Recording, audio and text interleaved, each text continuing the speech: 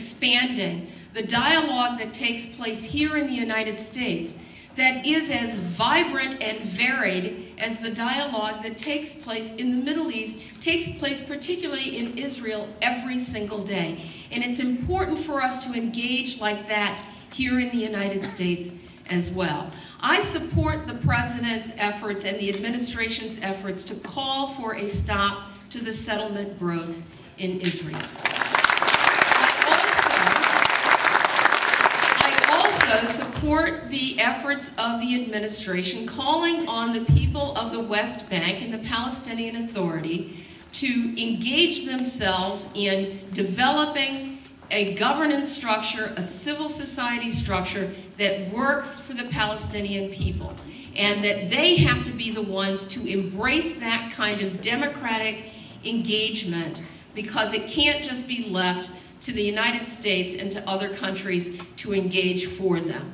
I also support the President of the United States and the administration saying to the greater Arab world, Arab states, you can't just sit back and watch things happen. You have a responsibility in the region. And so what I like about the direction that the President has taken with respect to the Middle East is that he has said to all of us, Americans included, we all have work to do here, and none of us is exempt. This is a very marked change from the kind of public policy that we've had in the past. And I think that ultimately, because it's also begun not just in the waning days of an administration, but with this administration on the first day of the administration, and will continue. And it's going to be difficult, and people are going to have to give up things, and not everyone is going to get what they want.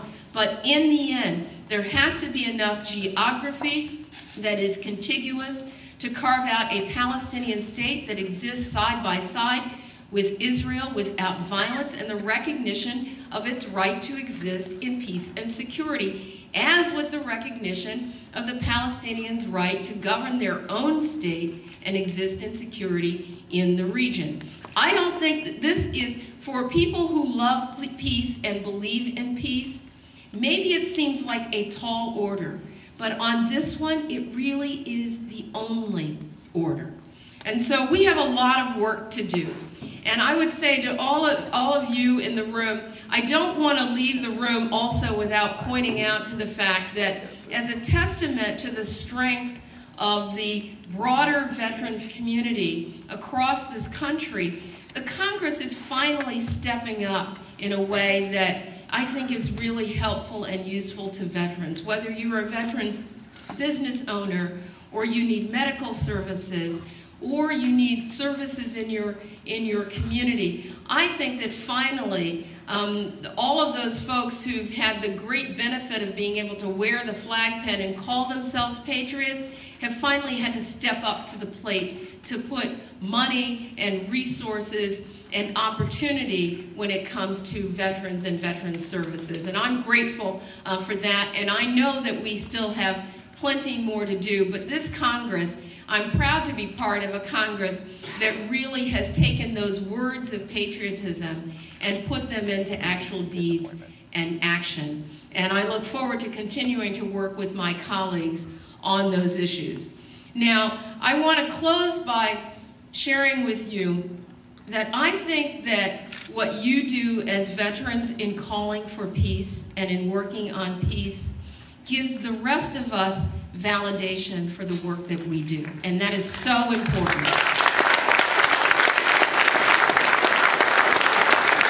I remember also at the height of the Vietnam War, we were stationed in the Philippines at the time, and I recall as a young child when we'd have to drive from Quezon City to Clark Air Base, and we'd get onto the base, and we had very short supplies of frozen foods and goods, and part of the reason that we did is because I remember driving by on the bus, and all of the hangars and the freezers were filled with the caskets of young men, mostly young men, some young women who had lost their lives. in Vietnam. And when I close my eyes, I can still see that vision and memory as a 10 and 12-year-old. And I think that when we ask our young men and women to sacrifice, we have a deep responsibility to get it right. And that's what I've grown up with.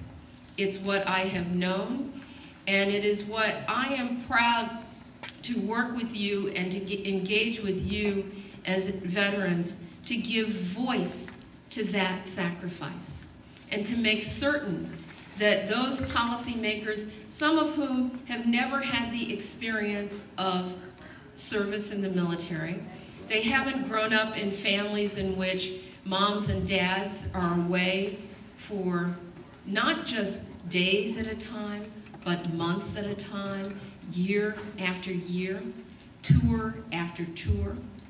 They haven't had to live in a community where you see a sedan drive down the street and you know that they're going to your friend's house. They haven't had to experience that, 6 young boys, each of them my brother's friends, all joining the service, volunteers at a time when young men were being drafted, joining the service, and today only one of them remains.